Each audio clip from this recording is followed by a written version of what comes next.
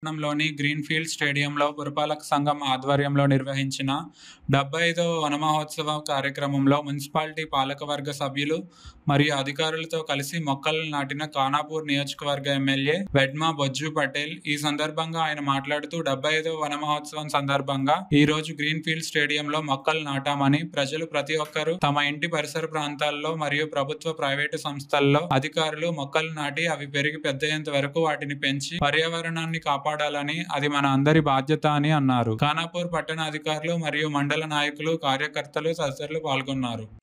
MR ఆఫీసులలో ప్రతి కార్యాలయంలో కూడా ఇలాంటి కార్యక్రమాలు చేపట్టాలి. చెట్లను పెంచే బాధ్యత ప్రతి ఒక్కరు కూడా తీసుకోవాలని తెలియజేస్తూ మనస్ఫూర్తిగా ప్రతి ఒక్కరు కూడా ధన్యవాదాలు తెలియజేస్తున్నాను. వాటిన్నిటి కూడా ప్రత్యేకించి నిధులు సాధన చేసుకుని వాటిని అభివృద్ధి చేయాలనే ఆలోచన గౌరవ ముఖ్యమంత్రి చెప్పడం అనేది జరిగింది. దానిలో మనది కూడా సదర్వాటి కెనాల్ కూడా ఉన్నది. కాబట్టి సదర్వాటి కెనాల్తో పాటు మిగతా అన్ని అంశాలు కూడా మేము తప్పకుండా పూర్తి చేస్తాం. ఇల్లు లేని ప్రతి పేదవాడికి ఇల్లు ఇచ్చే బాధ్యత మాది. పెన్షన్ లేని ప్రతి ఒక్కరు కూడా పెన్షన్ ఇచ్చే బాధ్యత మాది. ఇప్పటికే గృహలక్ష్మి కింద మరి ఉచిత విద్యుత్ కావచ్చు, గృహజ్యోతి కింద ఉచిత విద్యుత్ కావచ్చు, ఫ్రీ బస్ కావచ్చు, మిగతా అన్ని అంశాలు కూడా దసరా వారికి చేస్తూ పోతున్నాం. కాబట్టి మీకు ఏ సమస్యలున్నా తప్పకుండా చైర్మన్ దృష్టి కావచ్చు, మా పిఎస్సి చైర్మన్ దృష్టి కావచ్చు, పార్టీ మా అధ్యక్షుల దృష్టి కావచ్చు, నా దృష్టి కావచ్చు, తప్పకుండా మేము చేయడానికి సిద్ధంగా ఉన్నాం. మీరు ఎవరు కూడా అధైర్యపడకండి. ఏదున్నా డైరెక్ట్ మాతో అప్రోచ్ కావచ్చు, మమ్మల్ని కలవచ్చు, మీ బాధలను కూడా చెప్పచ్చు. కానీ గతంలాగా మిమ్మల్ని ఇబ్బంది పెట్టే పరిస్థితులు ఎక్కడ కూడా ఉన్నాయి. కాబట్టి మీరందరూ కూడా ఏదున్నా స్వచ్ఛంగా ప్రభుత్వం మీద నమ్మకం పట్టుకొని ఉండండి.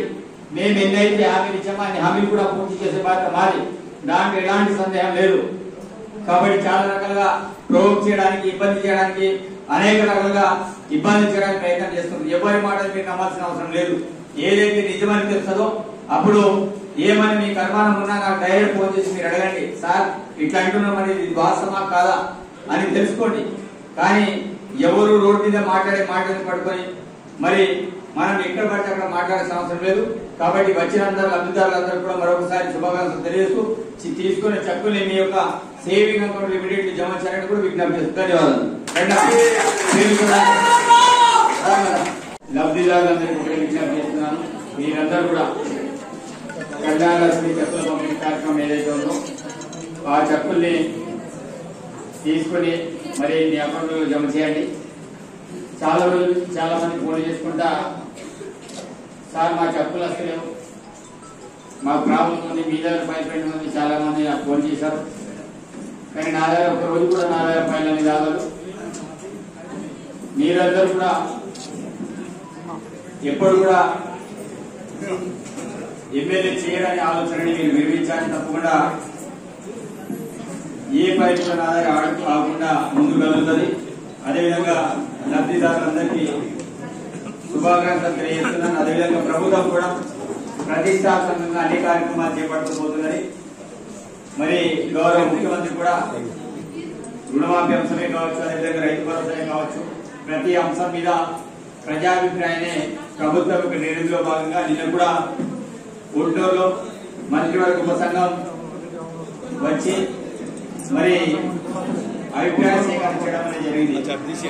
రైతు భరోసా అనేది ఎన్ని ఎకరాలకు ఇవ్వాలి, ఎవరెవరికి ఇవ్వాలి అని మీద స్పష్టత తెలుసుకోవడానికి నిన్న రైతులందరి అభిప్రాయాలను సేకరించి నిన్న మట్టి విక్రమార్క గారు, తుమ్మల నాగేశ్వరరావు గారు, పొంగులేటి శ్రీనివాస్ రెడ్డి గారు, సీతక్క గారు వాళ్ళందరూ కూడా వచ్చి మన అభిప్రాయాన్ని సేకరించి వాళ్ళు వెళ్ళడం అనేది జరిగింది.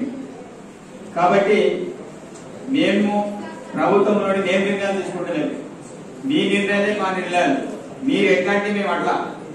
కాబట్టి ఆ రకంగా ప్రభుత్వం ముందుకెళ్తుంది. అదేవిధంగా 2 లక్షల రుణమాఫీ కూడా త్వరలో చేయబోతుంది. కాబట్టి ఇప్పుడు 2 వాళ్ళందరూ కూడా రైతులే. కాబట్టి ఇంకొకటి శుభవార్త ఏంటంటే మన సదర్